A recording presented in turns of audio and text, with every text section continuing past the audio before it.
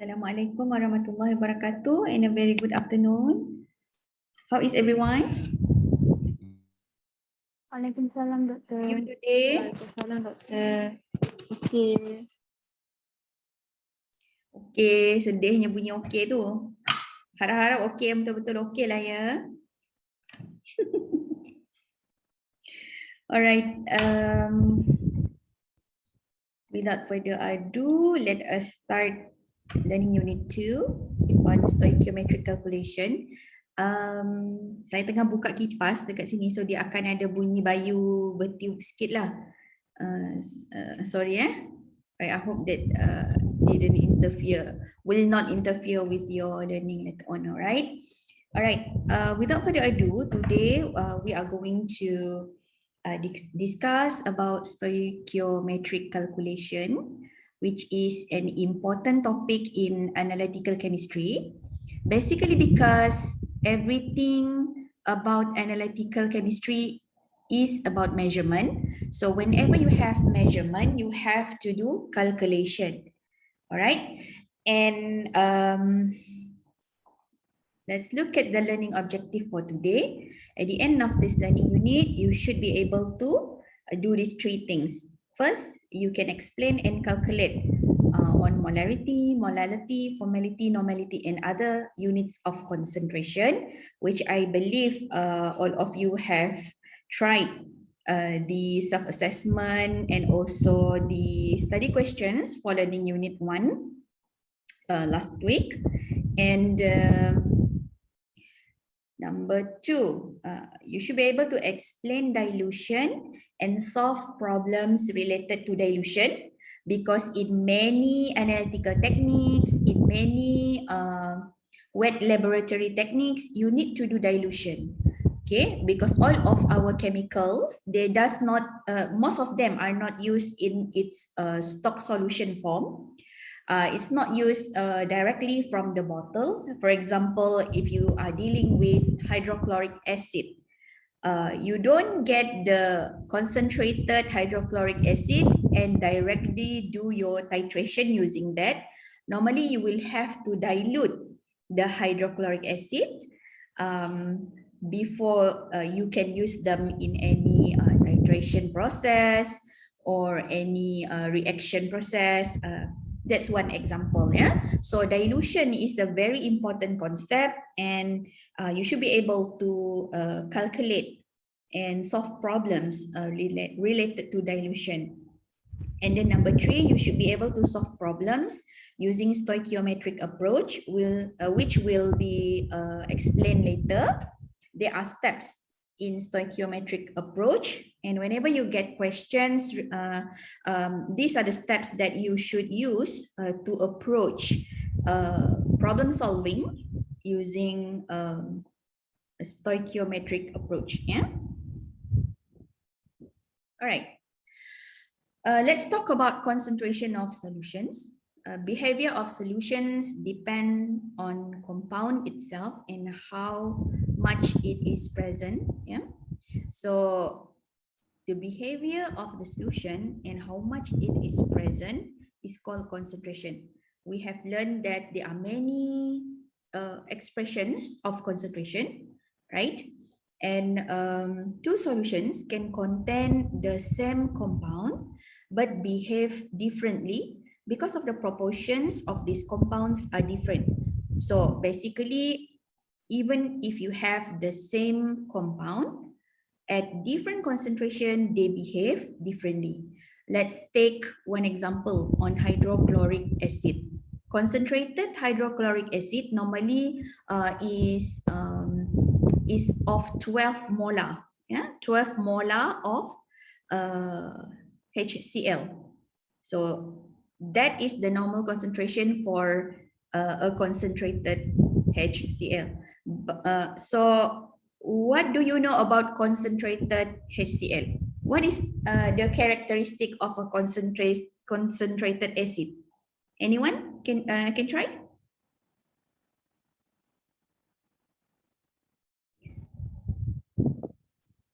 Anyone? Anyone knows what happened when you deal with concentrated acid? it some of it is spilled on your shoes, for example, what happened to your shoes? It will Correct. corrode. Corrosion. Yes, corrosion is one. Corrosive is one of the characteristic of a concentrated acid. Okay, let's say just now we were talking about 12 molar of HCl. So now what happens if you dilute the 12 molar of HCl and you get 0.1 molar of HCl? If it spill on your shoes, will the same thing happen as the concentrated HCl? No. All right, because it is much diluted in nature. All right. So this is one example on how two solutions can contain the same compound but behave differently because of the proportions of this compound are different, i.e. they have different concentration. Okay. All right. This is the SI unit for chemical quantity, which is the mole. Mole is also one of the most important concepts in analytical chemistry. When we are talking about stoichiometric calculation, when we are dealing with any analytical chemistry calculation problems, we cannot run away from the concept of mole. All right. So what is mole? The mole is also called Avogadro's number, okay, which is this one. Okay, a mole is defined as the number of carbon atoms in exactly 12 grams of carbon-12. So the definition is selected so that the formula weight in AMU and the molar mass, which is in grams per mole, have the same numerical value, right? For example, consider water, which is H2O. The formula weight of water, it consists of H2 and also O. Okay, so you have two atoms of hydrogen, two hydrogen atoms, which is 1 AMU per atom, the weight of H. Yeah? So when you have two atoms, you have 2 AMU. And when you have one atom of oxygen, it is 16 AMU per atom, so you have 16 AMU. And the formula weight of H2O is 18 AMU per formula or 18 grams per mole. So if you notice, they have the same numerical value, which is 18, but they have different units. Okay, but what matters most is that if you want to express in the form of formula weight, it is AMU per formula. And if you want to express in the form of molar mass or molecular mass or formula mass, it is in the form of 18 grams, grams per mole.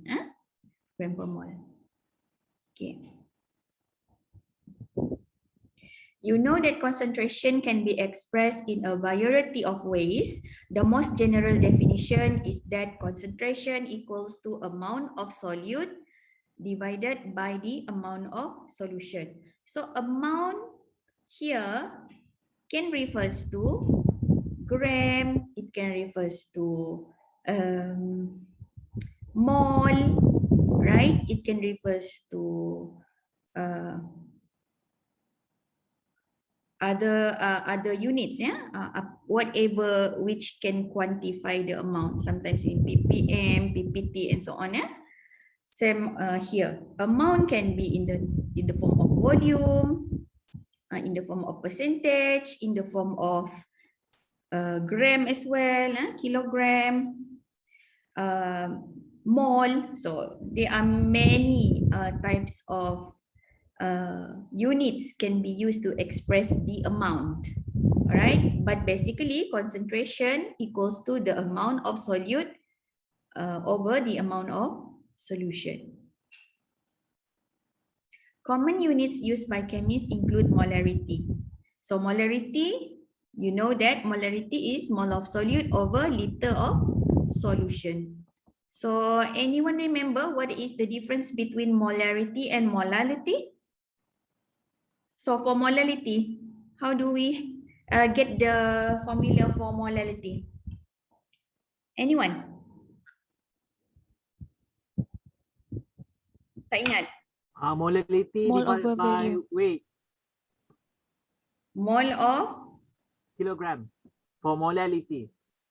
alright. Over volume. Volume of what? Volume of solution. Is it? Solution. For molality Molality, M kecil. kilogram is Liter. divided by kilogram of I mean kilogram. solute. Kilogram of solvent. Yeah. Okay, sekali lagi. Molality. Moles of solute. Mole of solute Kilogram of solvent. over kg solvent. Mole of solute. Is it? Divided by Kg solvent. solvent. What is the difference between solvent and also solution? Solvent is the liquid that you use to turn your solute into solution. Alright? Whether it is water or any other types of solvent. Okay? So again, we go back to the molarity. Molarity is always moles of solute over a liter of solution. Okay? So this unit refers to the molarity at equilibrium condition. A 1 molar solution contains 1 mole of solute in every 1 liter of solution. So this is the basic definition of molarity. Units of molarity, mole per liter or molar. Okay. All right. This is molarity. Now we go to the process of preparing 1 molar of solution. So you know that 1 molar, you know that molarity equals to mole of solute per liter of solution. Okay, so if you have 1 molar of solution, you need how many mole of solute? In this case, let's say the solution is NaCl solution. So how much NaCl would you need? How many mole?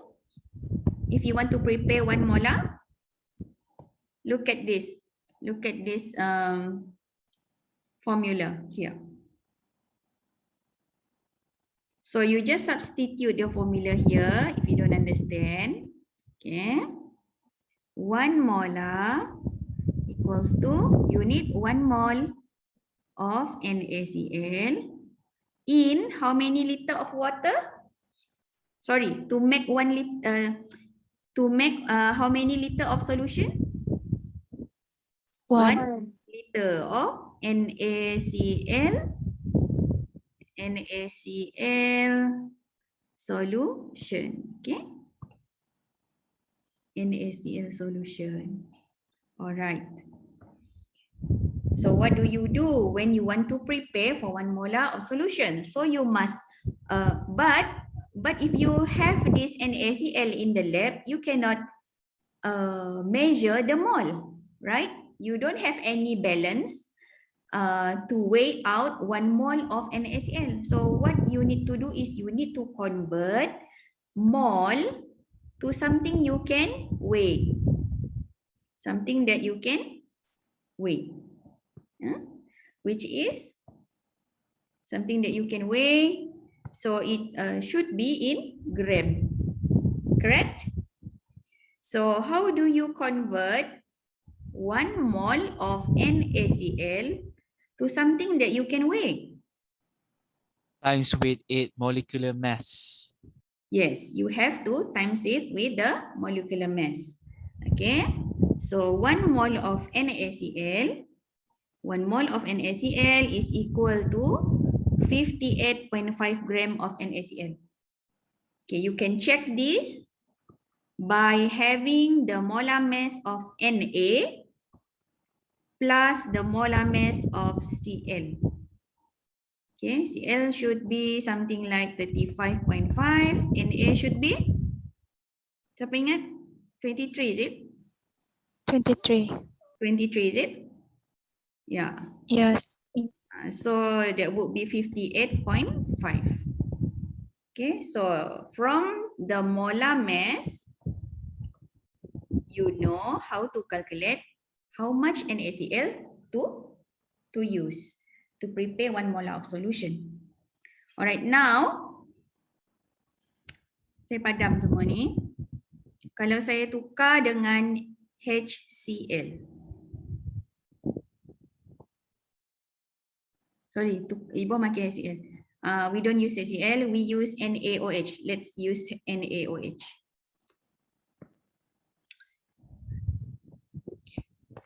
Let's use NaOH. NaOH. Okay, so how many grams of NaOH that you need to produce 1 molar of NaOH solution? 40 gram. Where do you get 40 gram, Jeffrey? From the molecular mass of NaOH. Okay, how much is Na? 23 plus 16 plus 1. O 16. H. 1. Okay, so total is 40. So you have to weigh out 40 gram of NaOH to make 1 molar NaOH solution. All right, anyone feel they are left behind? Because this is going to be more complicated. If you get it here, then it will be okay. Kalau tak boleh tangkap, you have to tell me now. Okay? Semua okay? Alright. Let's move on. Example 1. What is the molar concentration of NaCl if you have 0.5 mol NaCl in 1 liter of solution? So this is quite direct question. The question is asking you for the molar, so that will be M. You already have mol of NaCl and you already know the volume of your solution. Straight away go to the definition of molarity, which is mol per liter. So you get the molar concentration. Okay, dapat? Try to calculate it as we go along. Sometimes the answer in the slides might not be correct. You can correct them if they are not right. All right, it's important for you to try, okay? Now the second question, what is the molar NaCl concentration if you have 0.5 mol NaCl in 0.5 liter of solution? Then you go back to this definition just now. This definition just now. So how many mol do you have? You have 0.5 mol of NaCl and you have 0.5 liter of solution. Okay, so the molarity would be 1 mol per liter, 1 molar. Okay, everyone's okay so far? Okay. Yeah. Okay. Let's move on. Right. Doctor, Yeah. for the unit, can I leave it as T per mole or I need to write it as capital letter M? Not very clear, Alice. Can you repeat the question? For the unit, can I leave it as mole per liter or I need to write it as capital M? Both is okay. Okay, thank you, It Doctor. carries the same meaning. Okay.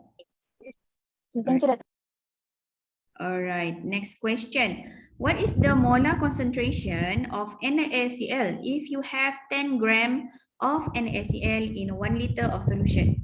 All right, this is not quite straightforward.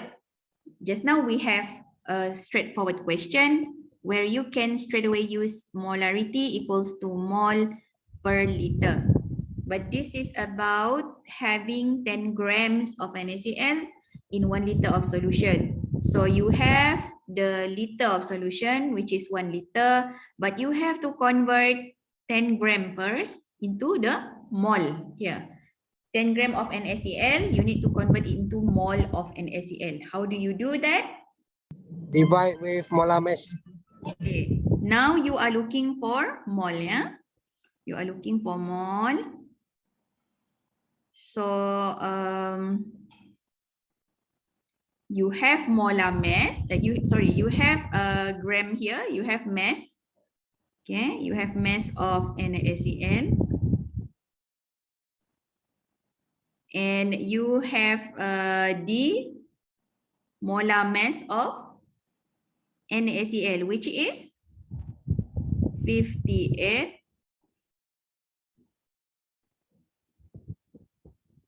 per mole. Am I right kah? Terbalik kah? Sekejap, saya padam.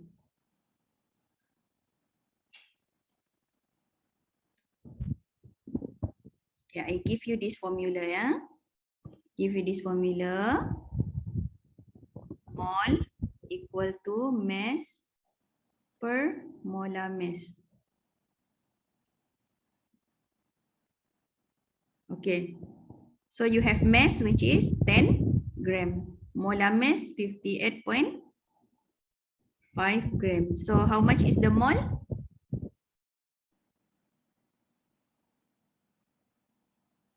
How much is the mole? 0.17. 0.17. 0.17, ya. So jawapan ni betul, lah. Okay. So remember this second equation here. Mole always equal to mass per molar mass. Okay. So here you have another equation. Molarity equal to mole per liter. So sometimes when you have any analytical calculation problems, you have to convert either from mass to mole, molar mass to mole, or mole to mass, mole to molar mass. So you might need to use both of these equation. Okay. All right, here then you already know what is the mole. You can replace it in this equation, which is 0.17. So the molarity is 0.17 molar. Okay. All right. Sample 3. How many moles of HCl are present in 2.5 liter of 0.1 molar HCl? So again, go back to the equation. M equal to mole per liter. Okay, what information do we have here? We have the information of Molarity. which is 0.1 molar. Very good, Aida. What else do we have here? We have the volume, which is correct in the units of liter. Let's say the question is talking about 2.5 milliliter. You have to convert the milliliter first into liter, then you can use. But right now, the question is directly using liter as the unit. So you can put in straight away 2.5 liter in the equation.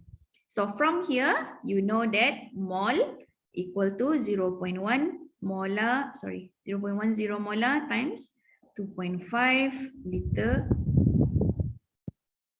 So here, molar here is mole per liter. Mole.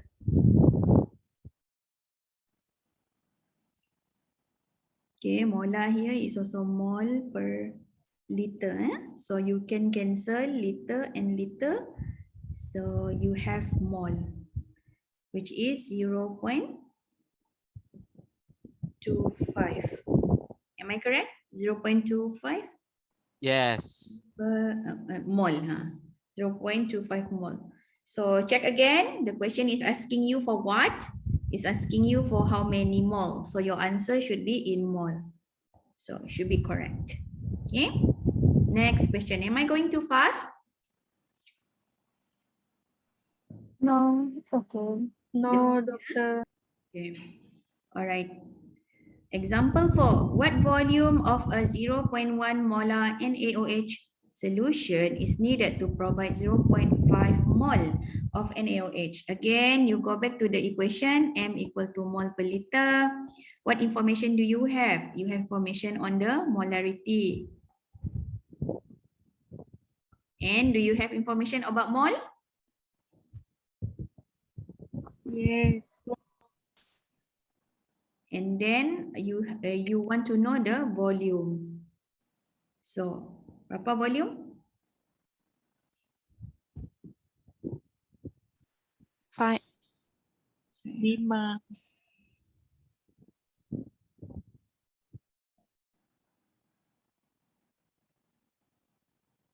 So, mol dengan mol boleh cancel. So, you have liter lah. Which is 5 liter. Okay. 5 liter. Alright. Example 5. How many grams of copper sulfate are needed to prepare 250 ml of 1 molar copper sulfate solution? So given here, the molar mass of copper sulfate is 159.6 gram per mole. So the question is asking you how many grams. All right, so how do we approach this problem? Any idea? I know the solution is already here, but any idea how do we want to approach this problem? List the Cari formula mol. first. Cari mol dulu. Cari mol dulu. Okay, why do you say cari mol dulu? Ada Supaya molarity. dapat Nanti dengan mol kita boleh cari kita punya gram by times the molecular mass. Yes, correct, Jeffrey. Good, Jeffrey. So you go back to the equation, molarity equal to mole per liter, and you also have this mole equal to mass over molar mass, right? Okay. So in order to have enough information for you to find the mass, you have to find the mole first. Okay, let's see what information do we have. This is for your friends who feel confused right now. Kalau ada. So given, molar mass ada given. So molar mass is given 159. What else are given? Liter is given, right? Liter of solution, which is how many liter is this if you convert? 0.25. 0.25. Yes, correct. Very good. Very good. So you have liter. What else do you have? You have the molarity, which is 1 molar. Okay, so from here, find the mole. How much? How much is the mole? Here. 0.25 mole. Okay, you have 0.25 mole. All right, you have molar mass 159.6 gram per mole. You can cancel mole to mole. You have the mass in gram. Okay. So what is the mass? 39.9. Yeah, it's in the next slide here. 39.9. Okay, good. Example 6. All right, I would like to change a bit the statement for this question. For example, 6. All right, let's say you have 117 gram of NaCl dissolved in water to make 1 liter of solution. In water, okay, to make 1 liter of solution. Okay. So what is the analytical concentration in mole per liter? So this is basically molarity lah. Okay. So what information do you have? You have the information of gram. Mass. You have the mass. And then you have the molar mass, which is 58.5. So from here you can get the mole. Okay, so you can use molarity equals to mole per liter. You have 1 liter of solution. So here a mole is something you get from here. Okay, try to calculate and see whether you have the same answer. Yes. 2 more. Yes. Anyone tak dapat? Terus terang je, kita tak ramai dalam ni. Only 20 person, nothing to be shy. Okay, kalau semua dapat, I am so happy. We can move on. Okay. Alright, example 7. Again, I would like to change the statement here. 294 gram of H2SO4, sulfuric acid, dissolved in water to make 1 liter of solution. 1 liter solution. So what is the analytical concentration? You use the same approach. Macam tadi lah. First you find the mole. Mole equal to the mass. Mass here 294. And the molar mass, which is 98 here. And then you get mole. From there, mole over volume. Volume you know is 1 liter. Mole you get from here 3 moles. Then you get 3 per 1 liter. 3 moles per 1 liter of solution. And then you obtain 3 molar. Okay, try and see if you have same answer. Yes. Same answer. Dapat. Okay, peanuts kan? Kacang rebus Okay, right now let's move on. On formality. Formality is formula units regardless of chemical form per liter of solution. Formality of a solution may be defined as the number of gram formula masses of the ionic solute dissolved per liter of the solution. So this unit describe how to make a solution. Okay, so this unit describe how to make a solution, not what exists at equilibrium. So analytical molarity is another term for formality. The difference between formality and molarity is that you can express the molarity of the different ions individually, and the formality is the entire compound irrespective of ionization. For example, one formal solution of CaNO3 is 2 molar NO3. Nitrate, 2 molar nitrate ion, or 1 molar CaNO3 2. Okay, what it means here is that you can separate the expression of molarity into the ions.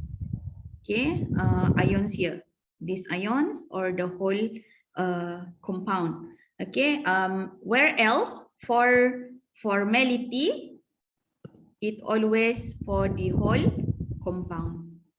Okay, normality. Normality is defined as the number of equivalents of solute per liter of solution.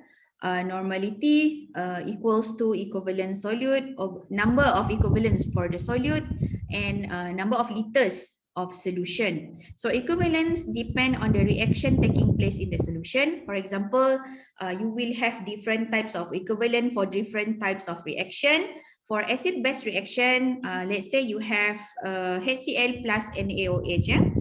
Acid, HCl, base, NaOH, let's say.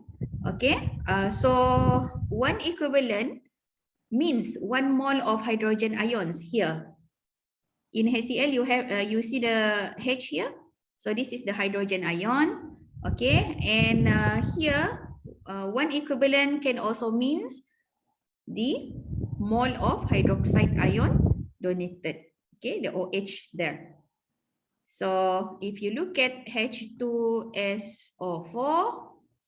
it means here you have two equivalents. H3NO4, three equivalents.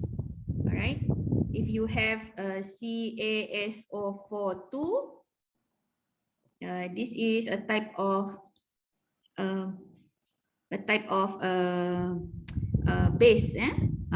So here would be two equivalent for the sulfate ion. All right. If you look at the oxidation reduction reaction, one equivalence equal to 1 mole of electron, because in the oxidation and reduction reactions, it involves the transfer of electrons. And for determining electrolyte concentration, one equivalence equal to 1 mole of charge. So the number of equivalents depends on the type of chemical reaction that we have.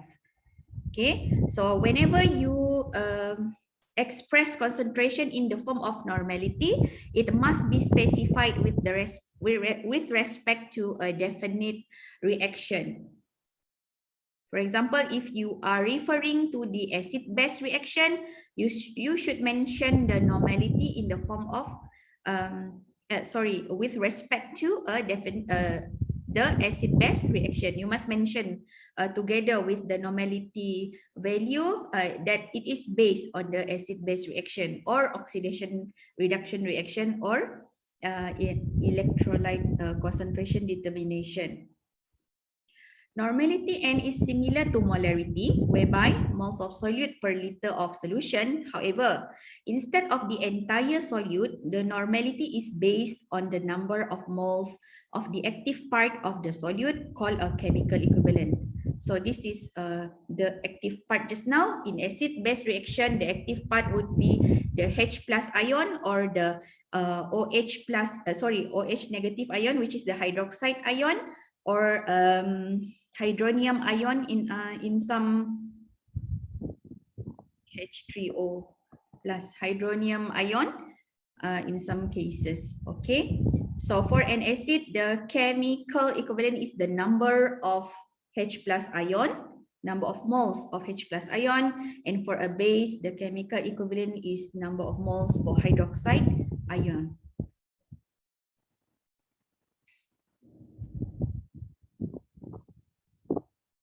The normality of hydrochloric acid is the same as the molarity of hydrochloric acid, because there is 1 mole of H plus ion for every 1 mole of HCl.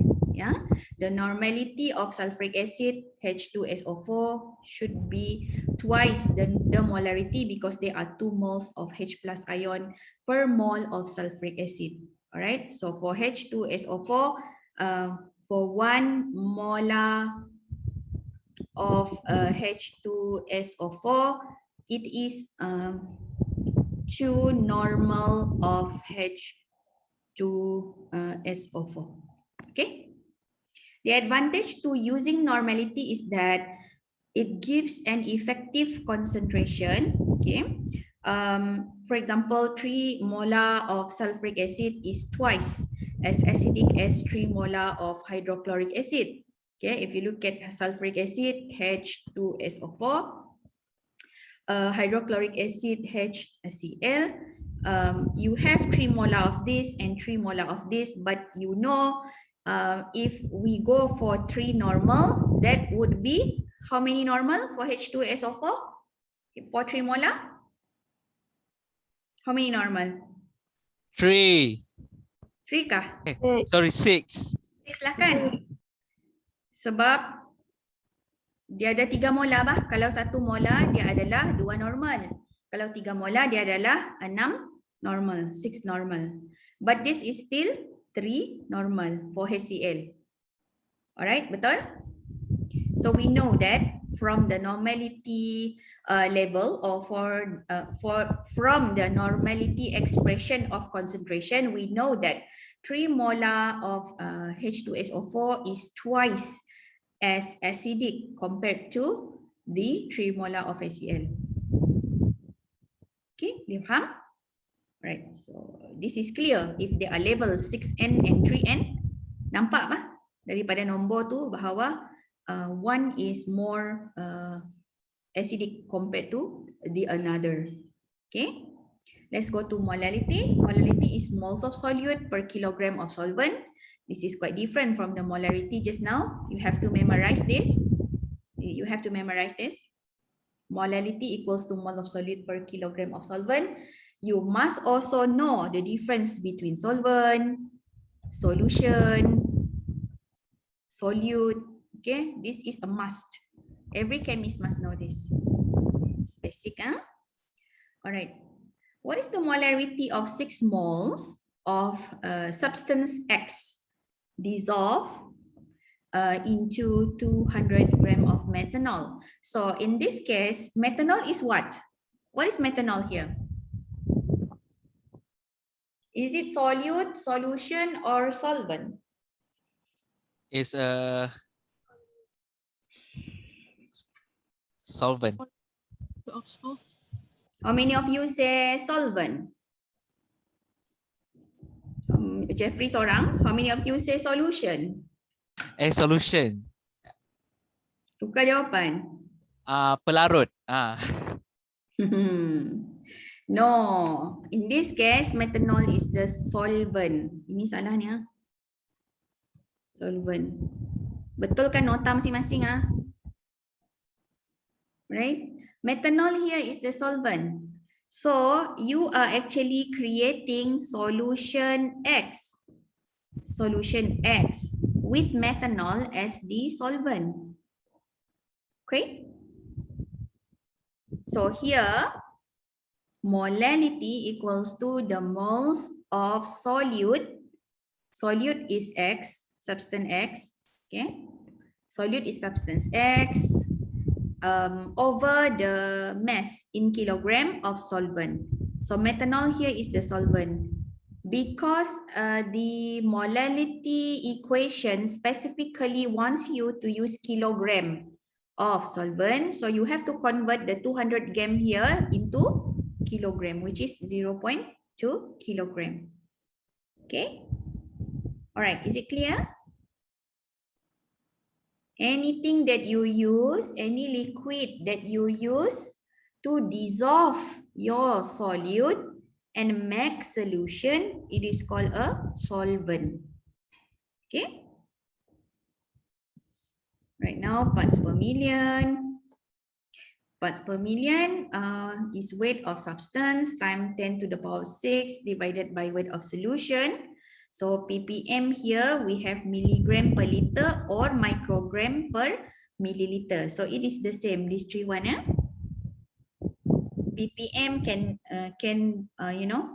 can also be expressed as milligram per liter, and milligram per liter can also be expressed as microgram per milliliter. Okay, so this is ppm. Now let's look at ppb. ppb is microgram per liter. Tadi you tengok ppm ppm is microgram per milliliter, but ppb is microgram per liter. Okay, parts per billion, meaning to say that the concentration should be should be smaller, lighter compared to the parts per million.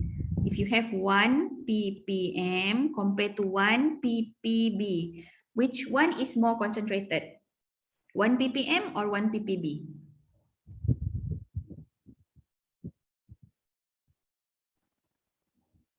Still looking for the answer.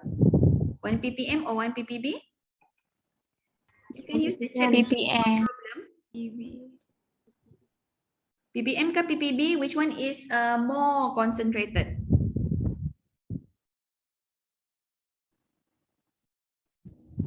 ppb. Jawapan dia ppm. 1 ppm is more concentrated than 1 ppb. Sebab you bayangkan satu ni, macam mana nak bayangkan 1 parts in 1 billion. Okay, let's say you have 1 billion particles. You take one part. So this is the 1 parts per billion. Tapi 1 ppm dia lagi sikit. Dia lagi sikit number of solution. Amount of the solution is less, but the parts of 1 million should be more than the billion. Okay. So macam ada sesetengah instrumen. Instrumen contohnya, if you want to detect heavy metal from a water sample, you want to detect let's say what is it? Let's say lead Pb level. Okay. If your water sample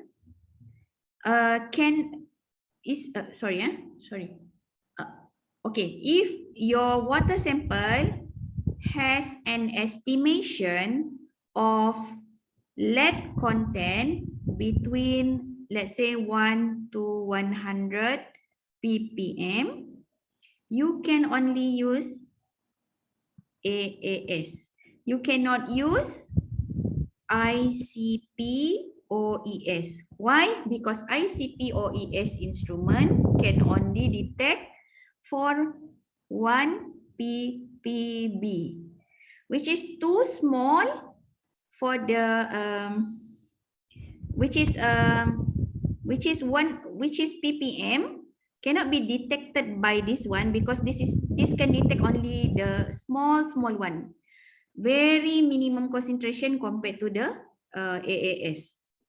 Okay, so this is why for this sample, if it is having an estimated concentration between 1 to 100 ppm, you should use this one for AAS for detecting lead from this water sample, because it is more accurate. If you use ICP-OES, takkan accurate, sebab yang ni dia boleh detect very low concentration sahaja. 1 ppb has lower concentration compared to 1 ppm. Okay.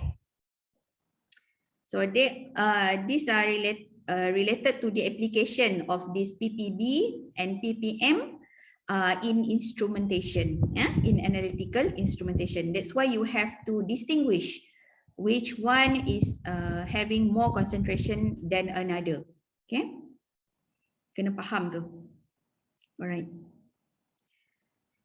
Look at this example. A sample weighing 1.3535 gram contains 0.47101 gram of iron. Calculate the percentage of iron in the sample.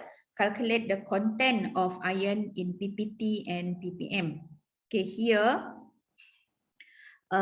in this question, PPT here means parts per thousand. Okay, so that's why it is calculated here times 10 to the power of 3, and in ppm 10 to the power of 6. However, if you are referring to PPT as parts per trillion, which is normally PPT is part per trillion, it is not times 10 to the power of 3. Sepatutnya dia akan jadi 10 to the power of 12. Okay, PPB dia akan jadi 10 to the power of 9. 3, 6, 9, 12. Dia macam tu. Okay. So you can imagine using the same approach to calculate to parts per billion and parts per trillion. But this one I have been briefed by the the other colleagues that prepare this PowerPoint slide. PPT here means part per thousand.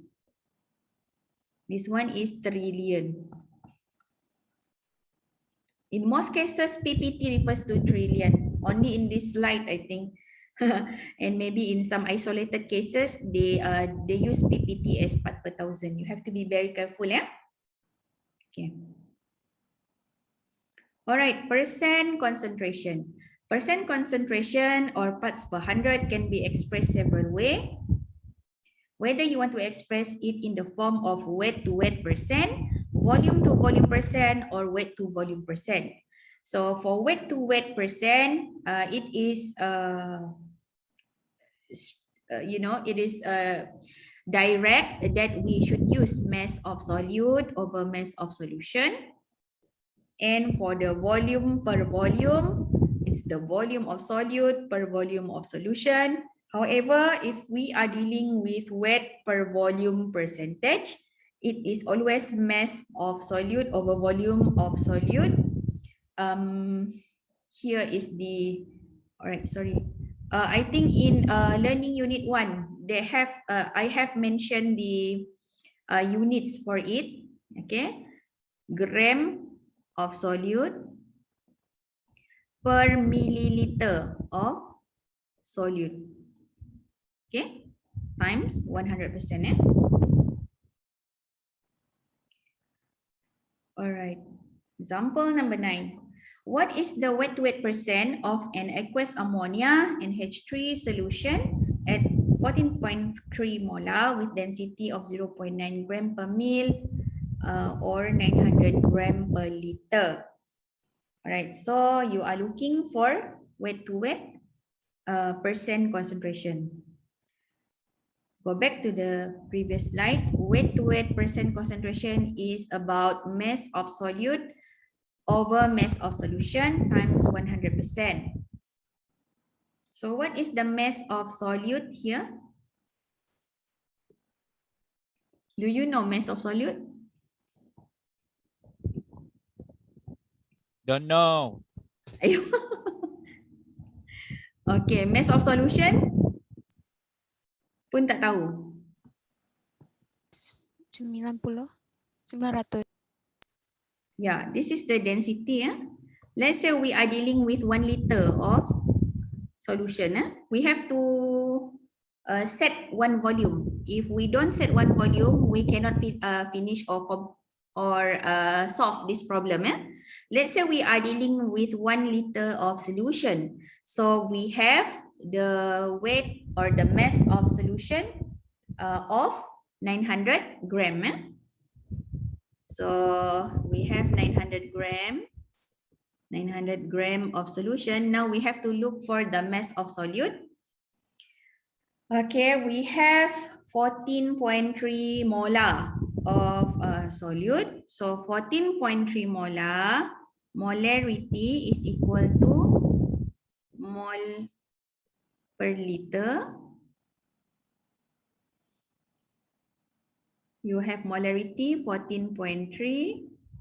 You have liter 1. So you dapat dekat sinilah 14.3 mol. Boleh faham yang nombor 2 ni? Macam mana boleh dapat 14.3 mol? Boleh. Boleh Daripada sini tadilah equation ni. Okay. And number 3, weight of NH3. So you dah dapat mol tadi. You guna lagi mol sama dengan mass over molar mass. So betul kan? So you dah dapat mol which is 14.3. You dah dapat molar mass which is NH3 berapa? 17 gram per mol. 17 gram per mol. So you dapat mass lah which is 243 gram. So you dapat kat sini lah 243 gram. You darab dengan 100. Dapatkah jawapan dia? Betulkah? 27. Ya dapat. Okay, bagus. Dapat A Kita dapat A, analytical chemistry. Alright, example 10. What is the molar concentration of an aqueous ammonia solution with density of this much and 27% weight to weight? So you tengok balik soalan ni. Ni jawapan dia 27%. Ni dia pula bagi tahu 27%. Soalan ni dia suruh cari apa? Weight to weight percent kan? Tapi dia bagi dari dalam calculation, dalam question dia bagi molarity solution kan? Tapi soalan ni terbalik. Okay, sama je. So you guna jalan yang samalah, cuma terbalikkan saja. Boleh fahamkah apa saya cakap? You Boleh. just use the same approach, tapi just reverse one. You reverse the approach that you use in example 9 to solve example 10. It's the same question, eh? Alright, now here we go. Example 11. What is the volume to volume percent of ethanol in a solution prepared by mixing 5 ml of ethanol with enough water to give 1 liter of solution? So how do you calculate volume to volume? It's the volume of what? Volume of solute Hmm? divided by Over? volume of solution. Of solution. Okay. So what is the volume of solute?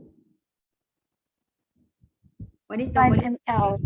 Betul. It's given in the example. Okay, what is the volume of solution? 1 liter. 1 liter of solution. Betul kah? Ya, 1 liter kena darab dengan 1 liter ni you have to convert it to milliliter. Baru you boleh dapat ni. Baru you boleh dapat the same unit. Kalau you dapat the same unit, baru you boleh kira percentage. Selagi dia tidak same unit, you tak boleh kira percentage dia. You must convert to same unit first. Either you convert liter to milliliter or you convert milliliter to liter. Either one, it doesn't matter as long as both have the same unit. Okay, so kalau you kira ni sama tak jawapan dia? Sama. Sama nak? 0.5 percent. Okay. Example 9. Usage of percent concentration varies. For example, commercial aqueous reagents are usually sold in a wet percent. Okay. Kalau you pergi dekat lab, if you go to the lab and you want to use 1 molar of HCl, and you want to order 1 molar of HCl from the chemical supplier, you cannot find it. Nobody sell 1 molar of HCl. 1 molar HCl. Nobody sell 1 molar of HCl. Always people sell acid and base in a concentrated form. For example, for HCl here, normally at the bottle, it will be labeled as 37% HCl. So 37% HCl here means it has 37 wet to wet percent. Okay, remember that it has 37 wet to wet percent. It means that in every 100 gram of solution, you have 37 gram of HCl. So how do you calculate the molarity of HCl? You have to get the density of HCl solution.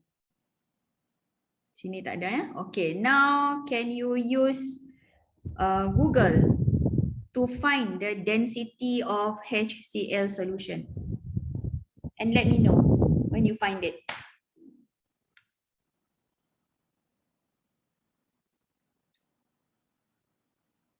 Kalau dah dapat bagi tahu. Dah dapat. 1.49 kilogram per meter cube. Kilogram per meter cube. Okay. Boleh bagi dalam gram tak? 1.2 gram per ml boleh? Boleh. 1.2. Let's say we have 1.2 gram per ml. Let's say lah. Alright, so this is how you calculate the molarity. You ada density tadi. You have to convert lah 37 gram HCl. 37 gram HCl to using the density, which is 1.2 gram per ml. From here, you can get the milliliter of HCl. Can you try to calculate? Convert 37 gram HCl to milliliter. Gram to milliliter. Based on the density here. Can you calculate? Dapat 30.83 milliliter. Okay, so you have 30.83 milliliter. So this one convert to liter. Berapa liter? 0.03 08. 08 liter. Alright, so molarity equals to mole per liter. So you already have liter, but you don't know what is the mole. So in order to get the mole, you have to use another equation, which is mole equal to mass over what? Molar mass. Betul? In order to get the mole. So what is the Yes. mass? What is the mass? 37. Correct. So the mass is 37. What is molar mass for HCl? 36.5. 35.5 plus 1, which is 36.5, right? So this one is 36.5 gram per mole. So you dah dapat dari sini mole. You dapat mole. So you bawa pergi sini lah. So you dapat liter daripada sini tadi. So you can calculate the molarity. Okay, let me know your answer.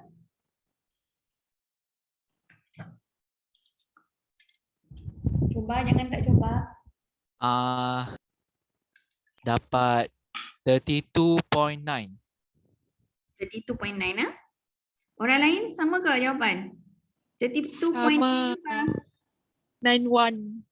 Tak, 32.91 apa? What is the unit? M. Betul. Always end your answer with a unit. Unless memang tak ada unit lah. Contoh macam apa yang tak ada unit? Specific gravity, tak ada unit. So tak perlu unit lah. Apa lagi? Tak ada unit. Selain daripada tu, kalau ratio pun tak ada unit. Tapi selain daripada tu semua ada unit. Okay? Volume, concentration, mass, semua kena ada unit. So kalau tak ada unit, jawapan tu walaupun the numerical value is correct, if there is no correct unit used, memang akan salah lah. Alright. Confusion over concentration unit. Confusion of the different types of percent concentration can cause significant error.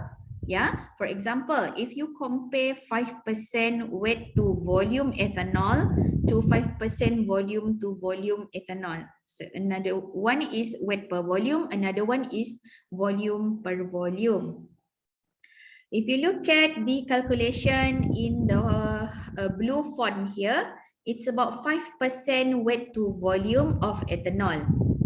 In this case, you have 5 gram of ethanol per 100 ml of solution, ethanol solution. So when you calculate the concentration in the form of mole per 100 milliliter, this is the answer, 0.109 mole per 100 milliliter.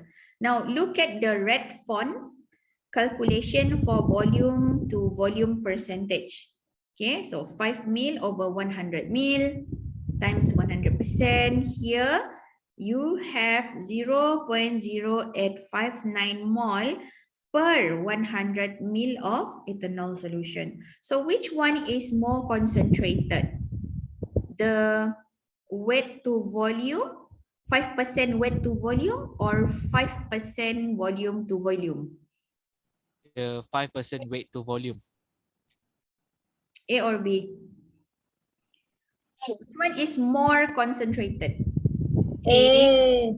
A. A is more concentrated. Yeah? So when you look at the difference between those two concentration, there is a difference, about 21.2% difference. Okay, so be careful when using the percentage of concentration. Don't confuse between weight to volume, volume to volume, or weight to weight percent. Okay. So whenever you do calculation and then you want to label your solution, let's say you make a HCl solution just now, you start with weight to weight. You have to label your bottle, reagent bottle, with a percent weight to weight. Okay, if you want to use percent, you have to mention percent what?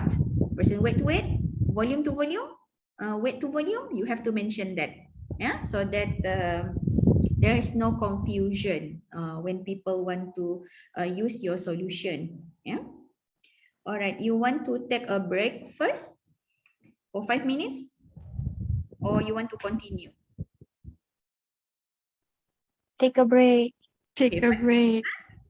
1 minute. We come back at 3:15. Okay, doctor.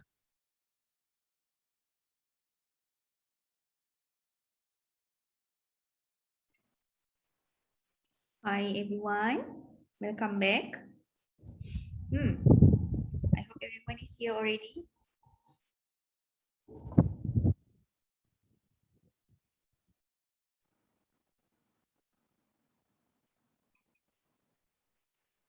Okay.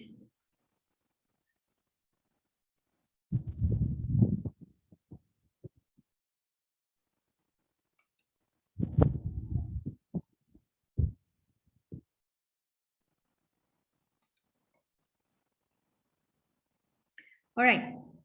Now let's move to stoichiometric calculations and the factor label method.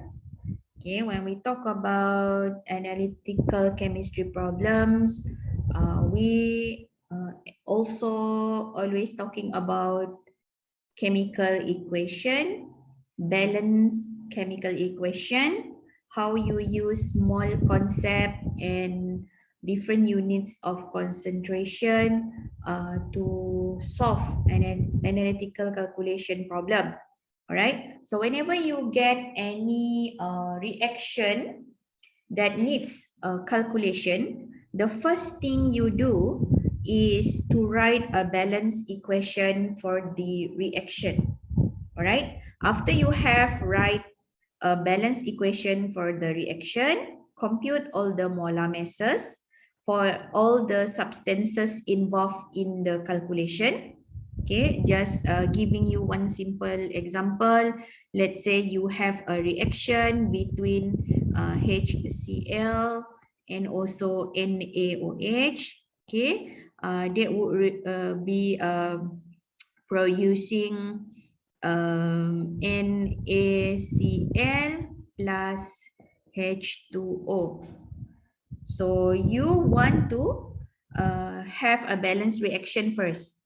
You look at all the compound here, all the substances on the reaction side and on the product side, you want them to be balanced. Okay, so this is your first task. Write a balanced equation. Then compute all the molar masses. You want to know what is the molar masses for HCl, NaOH, NaCl, and H2O. Because you are going to need them in the calculation and in calculating the mole or the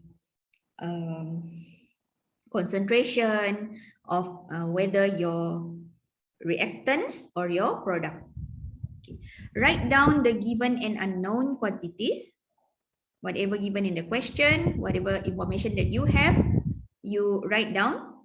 And also, what are the unknown? Unknown here means what you want to know. What information you want to derive from the calculation. Let's say the questions here is talking about you want to look for the concentration of one of the product. So this is your unknown concentration of your product. Okay, so you write down whatever the given quantities and the unknown quantities. And step number 4, set up conversion factors using the stoichiometric coefficients in the balance equation. So whenever you want to convert mole into molarity or molar mass or vice versa, you have to set up the conversion factors using the coefficients in the balance equation. All right, in this case, if you look at this equation, is it balanced? HCl plus NaOH equal to NaCl plus H2O. Is it a balanced equation? Yes. Balance. So what is the coefficient for HCl? Balance. Aqueous. Not the state. I'm not talking about the state, yeah? I'm talking about the coefficient. Coefficient means the 1. number here. Oh, sorry, 1. 1, NaOH also 1, NaCl also 1, H2O also 1. 1. Okay, so this is called the coefficient. So whenever you want to convert, let's say, mole into mass or mole per liter into mole per gram, gram per mole, which is the molar mass, you need to know the coefficient here and what are the substances involved in your calculation, right? All right, number 5 is just the example. Suppose you have 4 grams of hydrogen reacting with excess oxygen to produce water. How many grams of oxygens are required and how many grams of water can be made? So when you get any problems like this, remember to do step 1, 2, 3, 4. First, you write the balance equation. Step number 1, you write the balance equation. Where is the balance equation? Okay. After you write the balance equation, here is the balance equation. Step number 2, compute all the molar masses. You should know what is the molar masses for H2, O2, H2O. And then step number 3, write down the given and unknown quantities. In this case, this is the given quantities. Okay, and then you know we have excess oxygen and the unknown quantities. We want to know how many grams of oxygen and how many grams of water can be made. So this is the known quantity. These are the unknown quantities. Okay, jot down. And then you set up conversion factor based on the coefficient from the balance equation. 1, 2, 1, 2 here. All right, so you use them to calculate whatever information that you want. Okay, here is the amount of gas, oxygen gas, amount of water. Okay. Okay, number 6, always check your calculations to see that the units cancel to get the desired unit. The gram of reactants equal to the grams of product.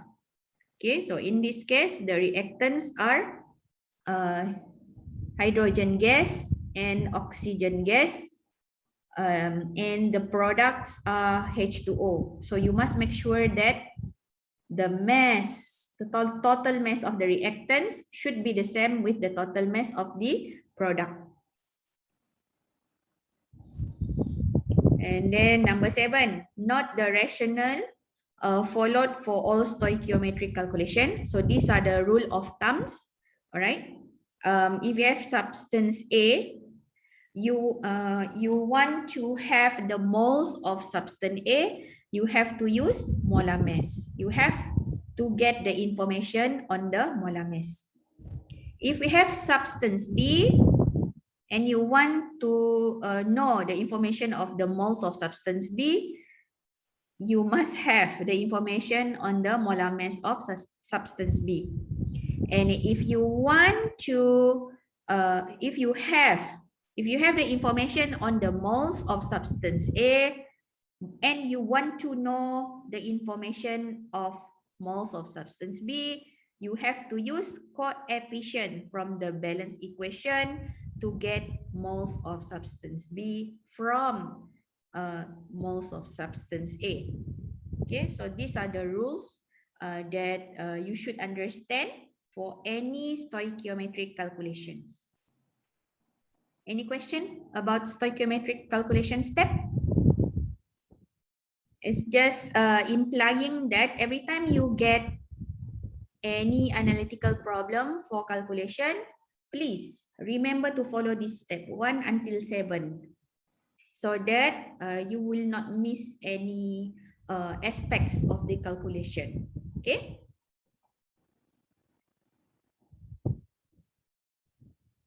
Right. Now we move to solution preparation.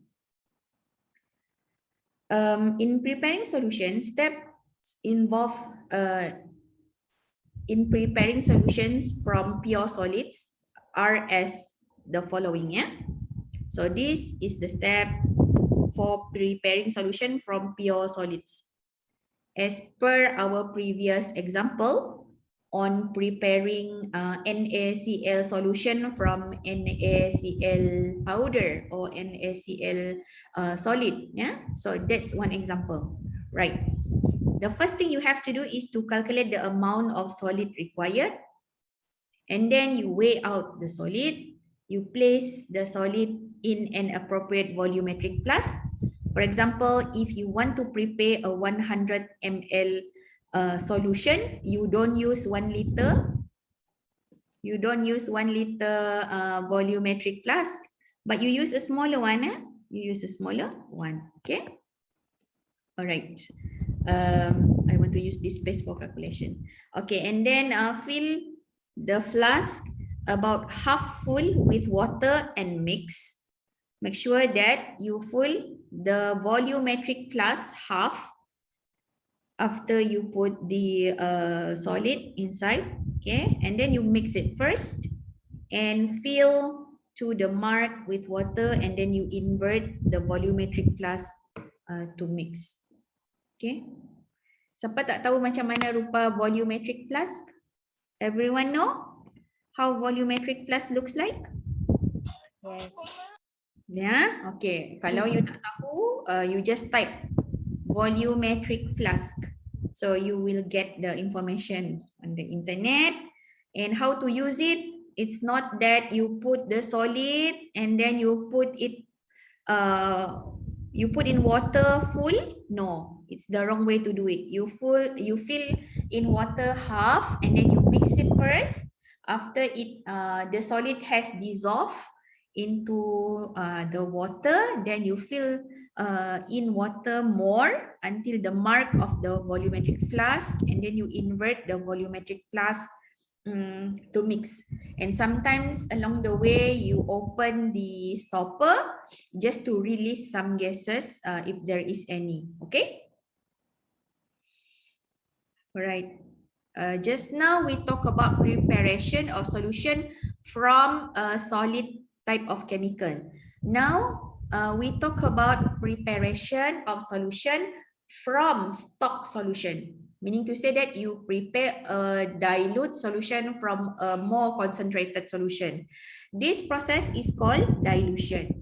Okay, so many laboratory chemicals such as acids, they are purchased as concentrated solutions, or we call it stock solution. For example, we buy HCl in the form of 37% weight percent solution, or in the form of 12 molar. Yeah, same goes with sulfuric acid, 12 molar of sulfuric acid. If you buy NaOH, maybe you find 10 molar or 6 molar. These are concentrated solution, or we call it stock solutions. So in order to get solutions which is suitable for your reaction, you need to prepare it from the stock solution. More dilute solutions are prepared by taking a certain quantity of the stock solution and diluting it with water.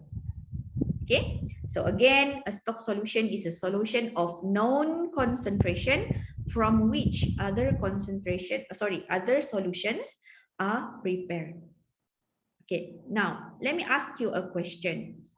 Let's say I have prepared a solution of 1 molar concentration. So this is relatively less concentrated compared to the 12 molar HCl, right? So from 1 molar solution, I prepare 0.1 molar solution, 0.05 molar, or 0.01 molar concentration of hydrochloric acid solution. So can the 1 molar solution considered as stock solution? What's your answer? Yes or no? Yes. Yes. More people? Yes or no? I only hear- Yes. yeah, Yes. yeah. So Yes. any solution from which you prepare a much dilute solution can be called stock solution. 1 molar might not be concentrated solution, but it can be a stock solution. Okay, so when we talk about stock solution, you must mention what is the concentration of the stock solution in your method. Let's say you want to prepare 0.01 molar HCl just now. You mention in your method 0.01 molar of hydrochloric acid was prepared from 1 molar stock solutions of hydrochloric acid. So that's the way you express your methodology, okay, for the preparation.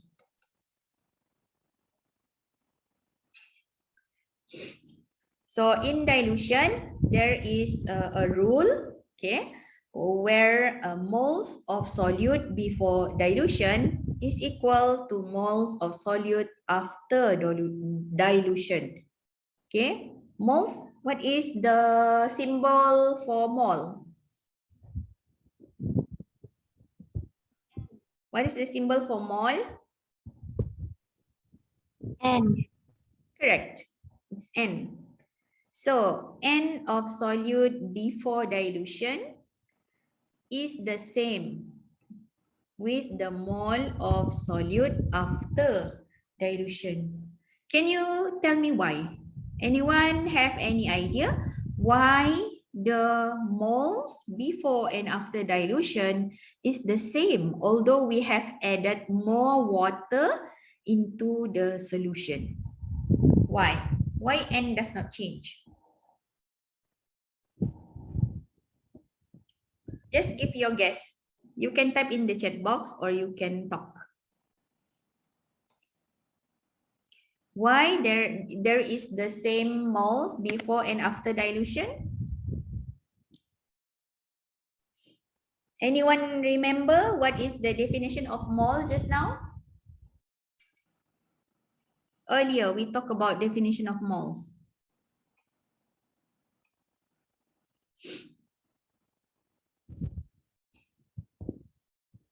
Where is the mole? Okay.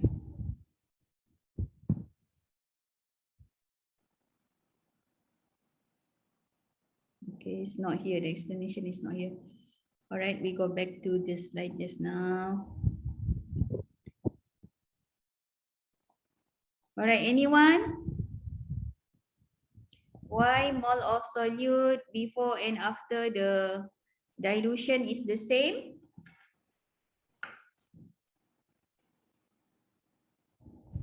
Because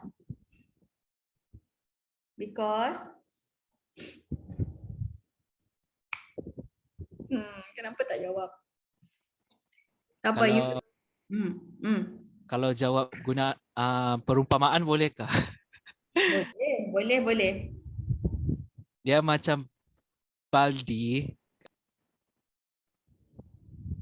apa Tak apa, cuba je. because how to say macam kalau kita ada satu cawan air, satu cawan air yang satu cawan air penuh, lepas tu kita tuangkan dalam satu baldi, yang saiz baldi itu kita anggap sebagai molarity, yang isi tercair itu kita anggap sebagai mol. Macam itulah. Dia tak ada tak ada melibatkan penambahan air kah? Tidak melibatkan penambahan air, cuma dia punya itulah, dia punya bekas makin besar lah macam tu. Okey, dia punya bekas semakin besar. Okey, mungkin ada orang lain nak tambah lagi? Doktor, Olivia, is it? saya rasa ya. Hmm. Sebab dilution tu macam kita tak musnahkan partikel dia. Sebab mol dia tak berubah. Okey. Ya, kita tak musnahkan apa tadi, Olivia? Sorry, saya tak dapat tangkap.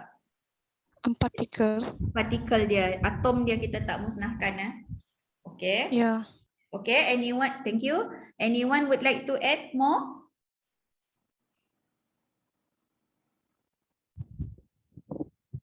Orang lain tak tahu jawapan.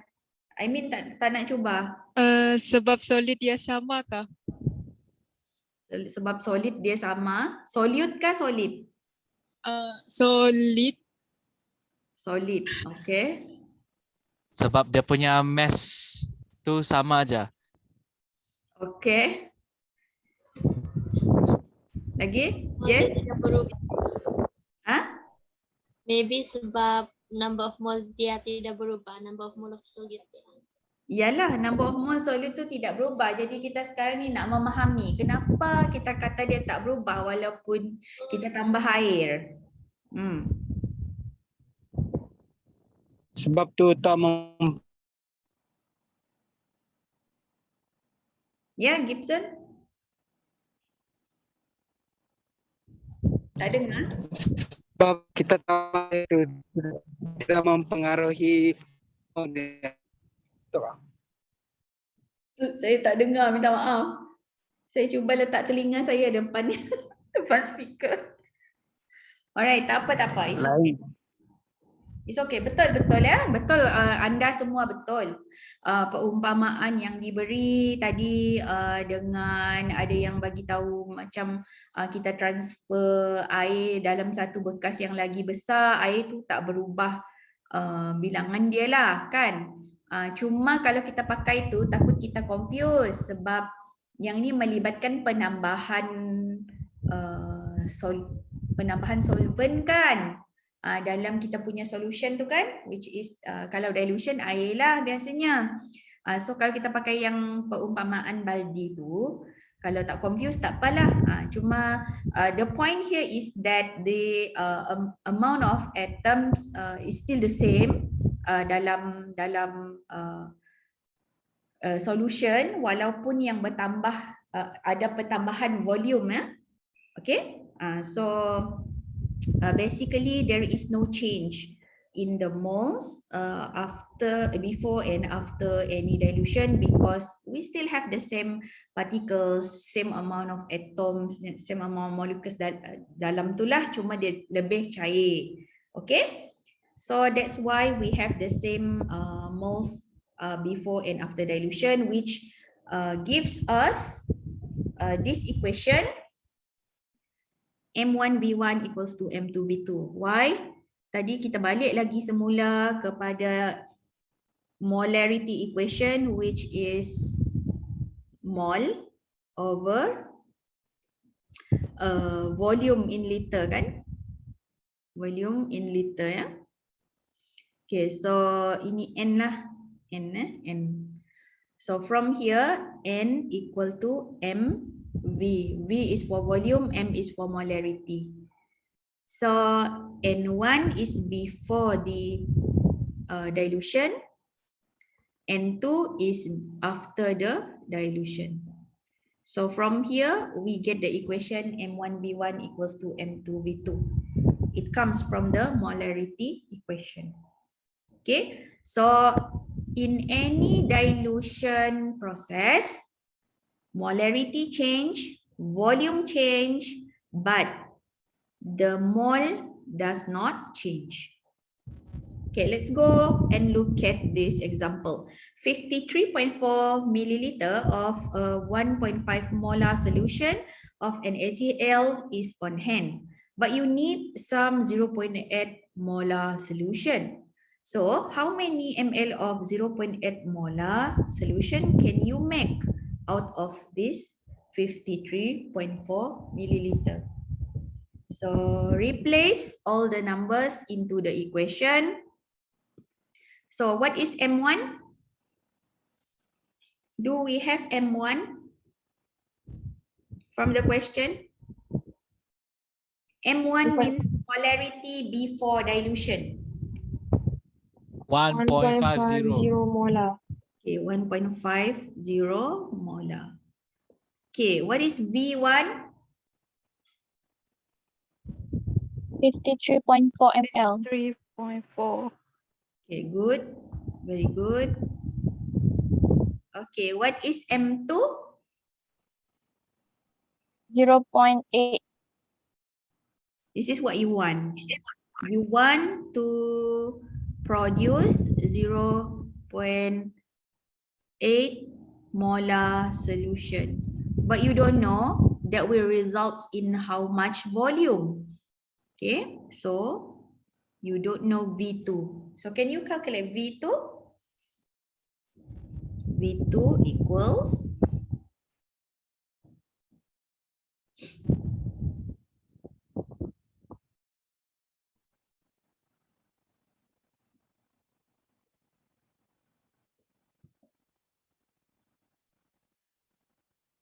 what is V2?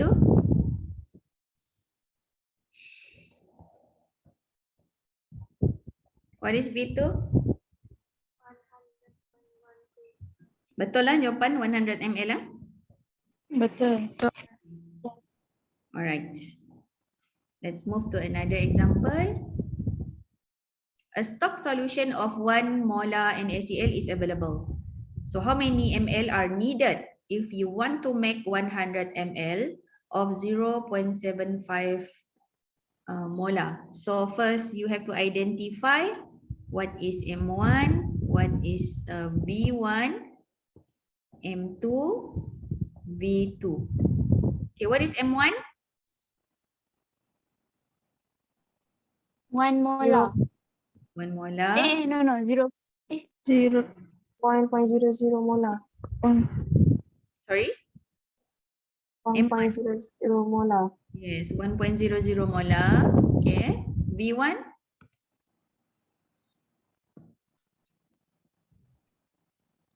Do you know V1? Tidak tahu. Tidak tahu, ah? Okay, M2? 0.750. 0.7. Okay. And V2? 100 milliliter.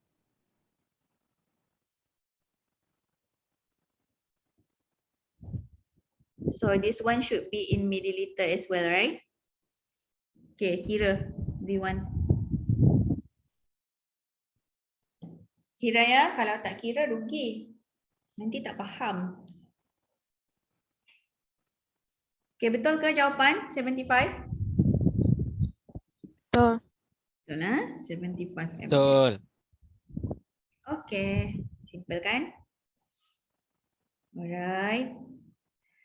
Okay, just a little bit more explanation, emphasizing on what we have discussed before. Moles of solute before dilution is the same with moles of solute after dilution. Although the number of moles of solute does not change, the volume of solution does change. So the concentration of the solution will change since molarity is equal to moles of solute per volume of solution. Okay, this is the same thing that we have discussed just now.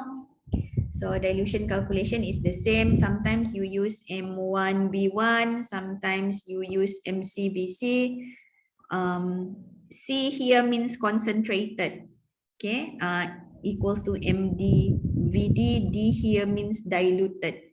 Okay, but I prefer M1V1 and M2V2 because easier for me to remember. 1 and 2. 1 means before, 2 means after. You have 50 ml of 3 molar NaOH and you want 0.5 molar NaOH. What do you do? So the question is asking you, what do you do? So every time you get this type of questions, you don't answer in the form of numerical value and units only. Because the question is asking you, what do? You have to describe the steps in preparing the solution based on this question. Okay? So this question is about preparing an AOH solution with concentration of 0.5 molar from a stock solution, correct? Right? It's not preparing from solid, right? It's preparing from stock solution. So you have to outline the steps one by one. First, what do you do? Second, what do you do? Third, what do you do?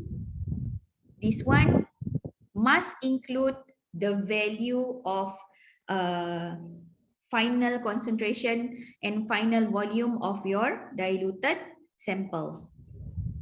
Okay. Right. You have 50 ml and such. You want 0.5 molar NaOH. So what do? You have to calculate first what is V2. Okay, you have M1. Sorry, salah tempat. Okay, you have M1, you have V1. So you have M2, you want to find V2. You kira dahulu what is V2.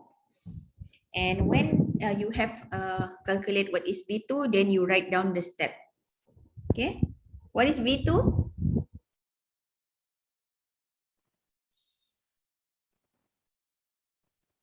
What is V2?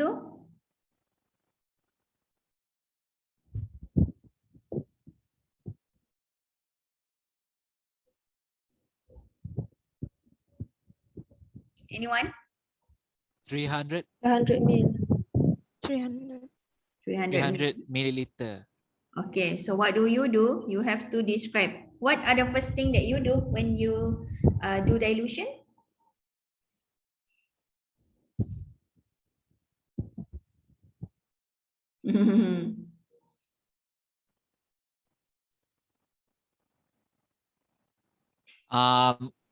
MV equal to MV. Ukur MV1.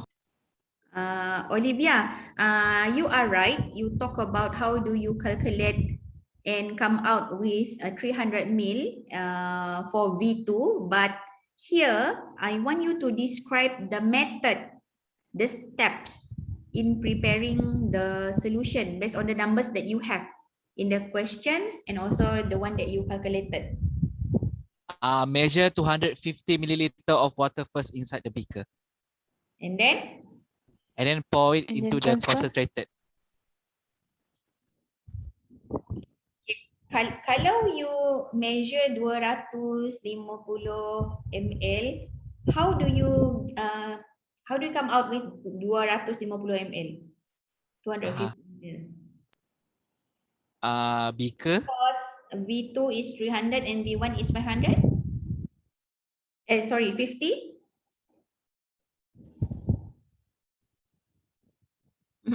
Yeah. All right. So how much water that we add is 200 ml, 250 ml, okay? It's based on the difference between V2 and also V1. So V2 minus V1 equal to 250 ml. So this much water must be added to your stock solution. Okay, how do you describe it? You tak bagi tahu? Yeah, this one. This is the solution to example 12. Add 250 ml of water, okay, to 50 ml of 3 molar NaOH here to make 300 ml of 0.5 molar NaOH. Okay, so this is a simple solution to example 12. You can also use 1 and 2 and 3, which is first you prepare, you place 50 ml, okay, place 50 ml of 3 molar NaOH in a beaker, okay, for example, yeah, and then pour in 250 ml into the beaker, and then you will obtain 300 ml of 0.5 molar NaOH. It's up to you, as long as you have all the important numbers. Important numbers here means how much water you need to add, what is the initial M and V, and what is the final M and V. Okay? So these are the important value. How much water to be added, M1V1 and M2V2. Include in your sentences to describe how you prepare the diluted solution. Okay.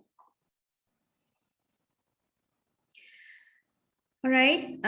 For dilution, make a diluted solution. Once you know the volume before volume of the concentrated solution and volume of the diluted solution, use a pipette to deliver a volume of the concentrated solution to a new volumetric flask. Okay, let's say macam dalam ni, dalam example 12, you don't use pipette. Why? Because you already have this much amount. You want to convert everything, all the 50 ml of NaOH. You want to convert it to a different concentration. Okay, you want to dilute it to different concentration. You want to use all. But in the case that you have one whole bottle of acid, takkan you nak guna semua kan? Takkan you nak guna semua acid.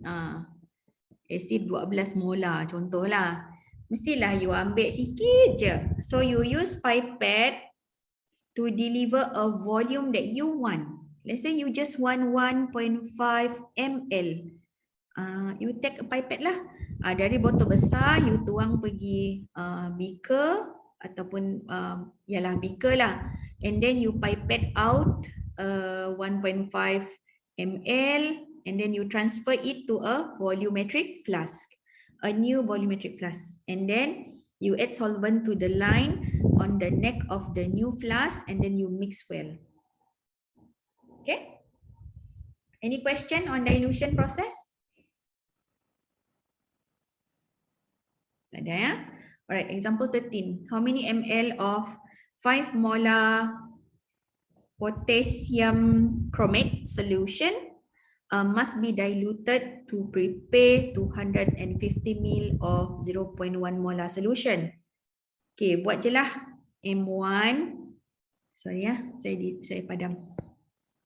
Okay, you just identify which is M1, which is V1, which is M2, which is V2. So, which one is M1? This one is M1, eh? So how many ml of M1 means you don't know what is V1, but you know what is V2 and you know what is M2.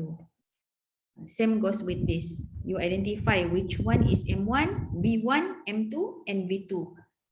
Then you can calculate. Example 13, buat sendiri di rumah. Simple.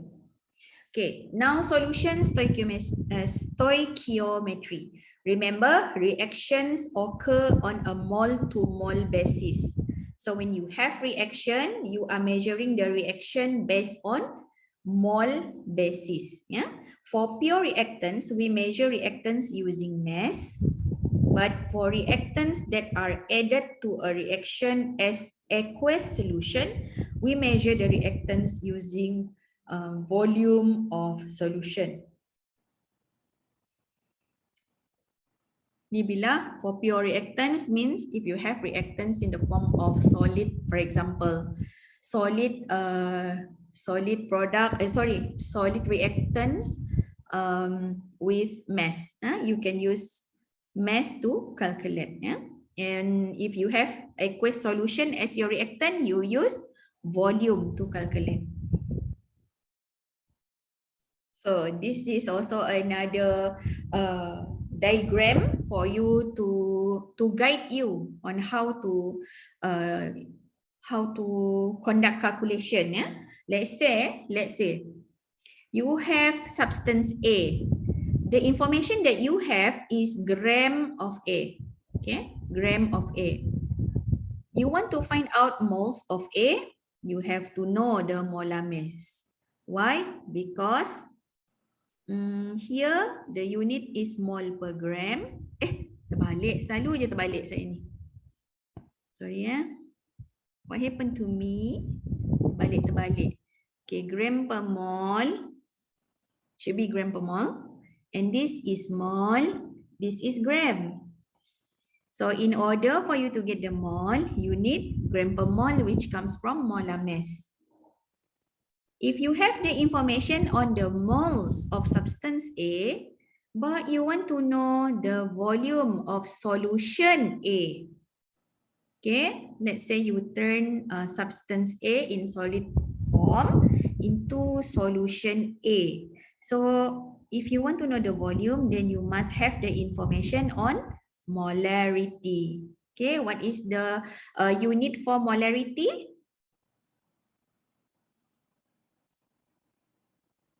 Unit for molarity? Mol per dm cube. YouTube Mol per dm cube. or dm cube? Yes, dm cube sama dengan liter lah ya, mol per liter ya. Alright, so the volume of your solution here, the unit should be in liter. Then from substance A, if you want to find anything about substance B, you have to know the moles of substance A first, and the then you can know the moles of substance B. Where can you have this? You can have this from the balance equation. You dah dapat balance equation tadi. So you have the coefficient of each substance on the reactants and the product side. Okay, from the reactant side and the product side, you have all the coefficient. From there, you get molar ratio. This molar ratio can be used to find mole B based on mole A. Okay. Then from mole B, you can have other information. For example, how many grams of B, you can get it from by finding the molar mass of B. Same thing here, you can find the volume in liter by having the molarity information. Okay, so if you look around, it's all about gram, gram per mole, mole per liter, liter, and molar ratio. So these are 5 things that you must master in order for you to be able to calculate not only things you learn in this course, but also for future laboratory undertakings. These are the must knows for you as a chemist. Apa-apa pun nak buat kerja lab, 5 benda ni kena dalam tangan. You have to know. Okay? Example 14. If 25 ml of 2.5 molar NaOH are needed to neutralize or react completely with a solution of H3PO4, how many moles of H3PO4 were present in the solution? So, whenever you get this type of question, what is the first thing you do? You go back to the list that we have discussed just now, the list on how you approach stoichiometric problems. The first thing first is for you to balance the equation, create the equation, and then you balance the equation. You get a proper coefficient for each of the product and also the reactants. From there, you can get the mole ratio between the, how do you want to use the mole ratio? You use the mole ratio based on the information given to you in the question. For example, although here you have NaOH, H3PO4, Na3PO4, and 3H2O. But you only have to use things that you have information about. You have more information about it. Okay, and you also know you want to look for that information. In this case, if you look at the question here, you have information of NaOH and you want to find moles of H3PO4. So you try to take the coefficient from NaOH and H3PO4 because you have more information on them in the question. You don't have any information in the question about Na3PO4 and you don't have any information about H2O in the question. So it is relevant if you only look at the NaOH and H3PO4 mole ratio. Okay. So you can compare again with the diagram that we have looked before this. This one, I want you to slowly try at home. Okay, how you can use the concept that we learned previously. Okay, this is from molar ratio. This is from the molarity, mole per liter. This is mole. This is liter. How you use this diagram in order for you to derive information for calculating mole of NaOH, which is 1/3. Sorry, bukan mole of NaOH 1/3. Mole of H3PO4. This is 1/3 mole of H3PO4. But mole of NaOH, you calculate it along the way to get the mole of H3PO4. Okay. Slowly try di rumah. Kalau sekarang akan ambil masa yang lama. Okay. I hope I can finish the lecture for LU2 today so that next week we can try more problems in the class. Okay.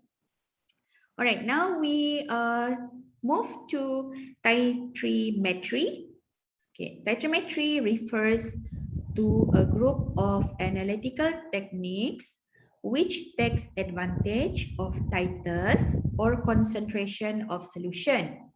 The word titer is also used to denote equivalence or that amount of a solution required to complete a chemical reaction. Titrimetry often refers to the use of some volume of a solution of known concentration to determine the quantity of an analyte. But there are some variations on the use of the term. Okay, so titrimetry here, in short, refers to any titration technique which can help us to derive information on the quantity of our analyte. Okay. So whenever we have titration process, let's say this is a burette. Okay. This is a burette and we have a conical flask here. Okay, so this one is our titrant. Okay, and this one here, inside here, is our analyte. Inside the conical flask here. Inside the burette, we call it titrant. Inside the conical flask, we call it analyte. So, titration process or titrimetry technique is a technique that can help us to determine the quantity of our analyte based on titration method. Okay? Right. For example, determination of HCl concentration by titration with NaOH.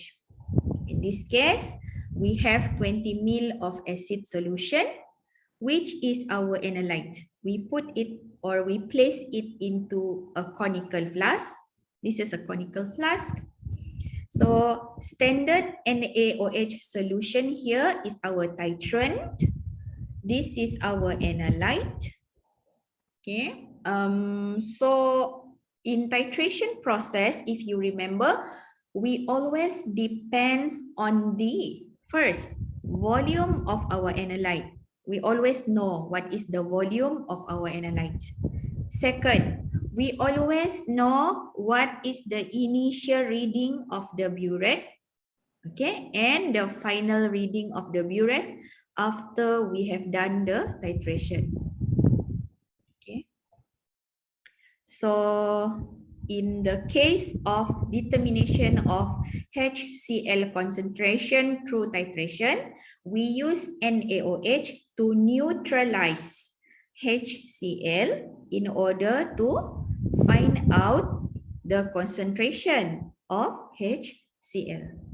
Tadi kan saya bagi tahu we know the volume but we don't know the concentration. So we use titration process in order to determine the concentration. There are many types of titrimetry techniques. First, volumetric titrimetry. In volumetric titrimetry, it establishes a quantity of analyte using volumes of reagents of known concentration. Of course, we know the concentration kalau dalam titration kan, and the knowledge of the stoichiometry of the reactions between the reagents and the analyte. Okay, just now we have HCl, and we have NaOH. So if we make the chemical equation, we know what is the ratio between them and so on. Yeah? We know the stoichiometry of the reaction to calculate the concentration of our analyte.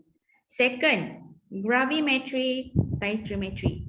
Gravimetric titrimetry determines the quantity of analyte by a measure of the mass of a solution of known concentration. So the quantity here is not measured in the form of volume, not in the form of concentration, but in the form of mass. Every time we talk about gravimetric analysis, we talk about mass.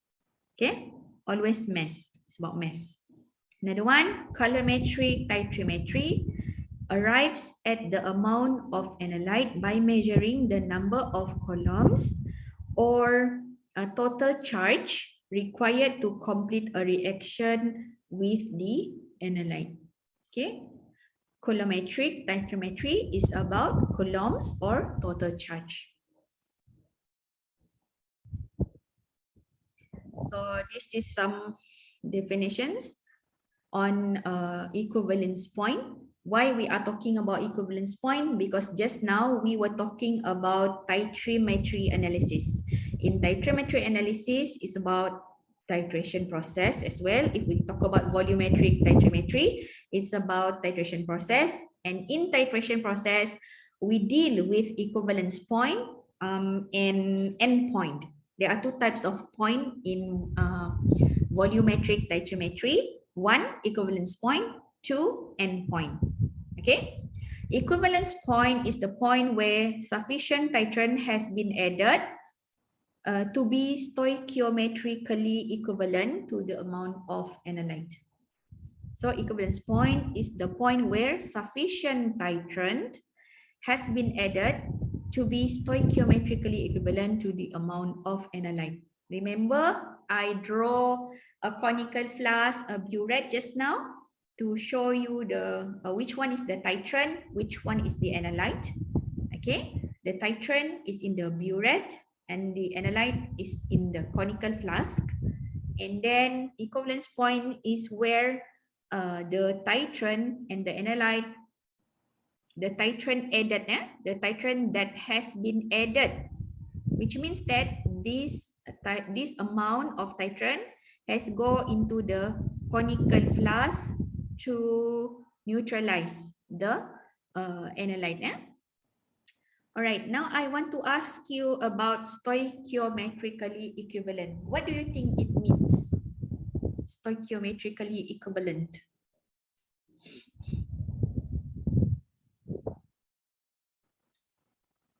Any idea? Yes idea or no idea?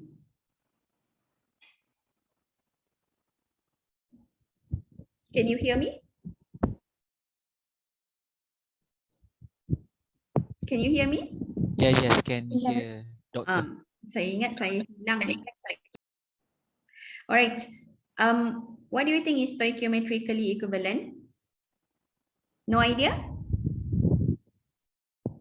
Stoichiometry equivalent is meaning that they have the same number of mole. Oh, Number of mole for acid, same with number of mole of base. Okay. Normally the titrant is the base and the analyte is the acid. Right. Chloride determination, for example, you have 50 ml of 0.5 molar silver nitrate solution, which would be required to completely react with 0.05 moles of NaCl. So this is, I think, a precipitation reaction between AgNO3 and NaCl. Okay, so the first thing that you do whenever you get a problem, a stoichiometric problem, is to write the chemical equation and balance them. So in this case, AgNO3 plus NaCl gives the product of AgCl plus NaNO3. Here is S because this is a precipitation reaction. It produces precipitates. So the AgCl is the precipitates. The question here, what is the question exactly? Tak ada question so it's just describing that in this case for chloride determination, this much of AgNO3 is required to completely react with 0.05 moles of NaCl. So based on this equation, you have 1, 1, 1, 1 balance equation. So 1 mole, 1 mole of AgNO3 reacts with 1 mole of NaCl. So if you have 0.05 moles of NaCl,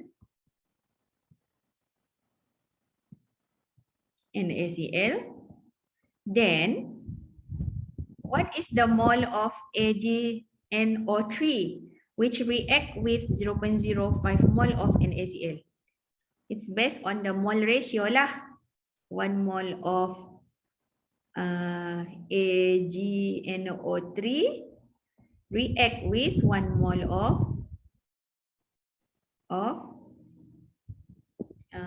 NaCl.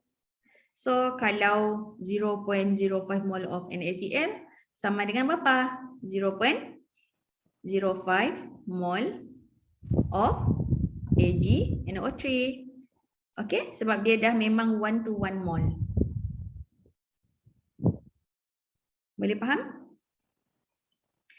Okay, just now we talk about equivalence point. Now we talk about endpoint. Endpoint is the point at which some detection technique tells you that chemical equivalence has been reached. Okay, so endpoint is the physical change that can be seen through some detection technique. For example, during titration, you may add indicator. So that indicator is the detection technique. Okay, so this indicator tells you that the chemical equivalence has been reached. or that you have reached the equivalence point. Tapi sebenarnya endpoint dengan equivalence points mungkin jadi tak sama lah, mungkin tak sama, because there would be some error between the equivalence point, which is yang sebenar, the theoretical value of chemical equivalence, and the endpoint. Endpoint is the experimental value of the equivalence point. Okay, so ideally the endpoint, the equivalence point should coincide. Maksudnya kalau nak diikutkan endpoint dan equivalence point sepatutnya sama. Tapi it doesn't goes that way lah, because in experiment you use indicator. In some indicator the detection does not occur at the specific volume that we want, yang akan reach equivalence point. Dia tak sama, sebab tu dia tak sama. Dia dinamakan experimental value, experimental equivalence point. But this rarely happens due to the methods used to detect the endpoint. The difference between the endpoint and the equivalence point is called titration error, okay, which is typically an over titration lah. Okay, over titration means you titrate using more titrant than it should be, right? Some of the last slides, belum last lagi tapi sikit lagi, sabar ya. Now we go to the term primary standard. Primary standard is a high purity compound which serves as a reference material in all volumetric and mass titrimetric methods. So ideally, the titrant solution would be from a primary standard. Okay, ideally we want our titrant solution based on ideally we want our titrant solution is a primary standard, to be of a primary standard. Okay, tapi most of the time we cannot get lah, sebab harganya mahal dan sebagainya. So titrant solutions must be of known concentration. Of course, always we want to have titrants of known concentration. Senang nak kira ya. So these are the requirements of solution of primary standard. Okay, it must have high purity, it must have stability in presence of air, it is absence of any water of hydration, which might vary with changing humidity and temperature. Okay, so it must not easily change in by humidity and temperature, and it dissolves readily to produce stable solution in solvent of choice. It has a relatively large molar mass to minimize weighing error. It reacts rapidly and stoichiometrically with the analyte, and kalau boleh kita nak yang murah lah, we want it to be cheap. Okay, but the most important one, it must comply with number 1, 2, 3, 4, 5 and 6. Okay, these are some of the primary standards. Example, primary standards for standardization of NaOH. We normally use potassium acid thalate, which is KHP. We also know as KHP. And primary standard for standardization of HCl is normally pure sodium carbonate. Okay. So in most of the time, we don't use primary standard, but we can use secondary standard because very few materials meet all the primary standard requirement, 1 sampai 5 tadi kan? Okay, so instead secondary standard that is standardized with a primary standard can be used as titrant.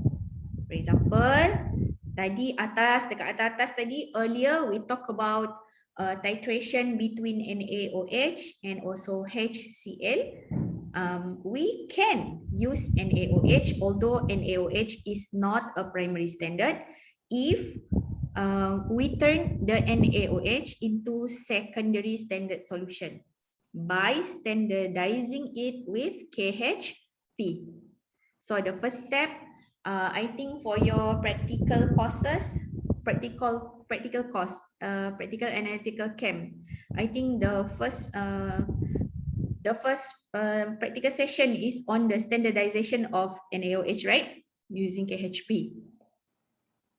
Okay, so NaOH is considered the secondary standard solution. Secondary standard solution. Okay, so standardization process is a process in which the concentration of a secondary standard is determined to a high level of accuracy by titration with a primary standard. So this is what you do in experiment 1, standardization of NaOH using KHP. You want to determine the concentration of NaOH from there. Okay. All right. Example 15, to prepare a solution with 0.5 molar of chloride from BaCl2.2H2O. How much of the BaCl2.2H2O must be used to prepare 1 liter of solution? So in this case, talking about BaCl2, it is a type of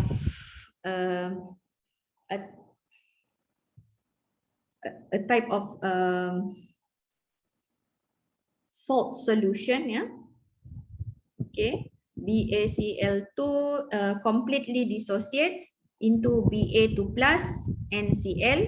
So when you balance it, it becomes 2Cl, yeah, 2 chloride. So 1 mole of BaCl produce 2 moles of chloride. So from there, you know what is the mole of BaCl that can produce 0.5 molar, sorry, 0.5, sorry ya, apa tadi? To prepare a solution, sorry ya, sorry, saya salah baca the question ya, I wrongly interpret the question. Okay, let's come again.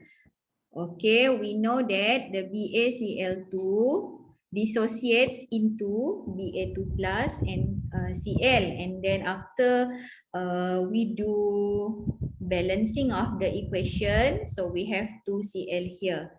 So 1 mole of BaCl2 dissociates to make 2 moles of chloride. Okay, so the question here is how much of the BaCl2 to H2O must be used to prepare 1 liter of solution. So here you use the molar ratio, which is 1 to 2, okay, to calculate how much is the how much is the mole of Cl2 for this equation, right? You don't know what is the mole of your BaCl2, but you know that the mole of BaCl2 should be half of the mole for Cl, yeah, chloride. So if you have mole of chloride 0.5, you divide by 2, then you get half of it, which is 0.25 mole for BaCl2. Okay, then to find out what is the amount of BaCl2 needed, you have to consider the molecular mass of all this BaCl2.2H2O, because the 2H2O is chemically bind water, so it must go as well into the calculation of molecular weight or molar mass. Okay, so there you go, you have 61.1 gram. based on the mole of BaCl2 0.250 mole times the molecular weight of the BaCl2 2H2O. Okay, so this is one example. Although it's not very related to the one that we are talking about, the standardization, but it's okay. Just treat this as a stoichiometric problem, normal stoichiometric problem. All right, I think we have finished learning unit 2. I will upload the recording of this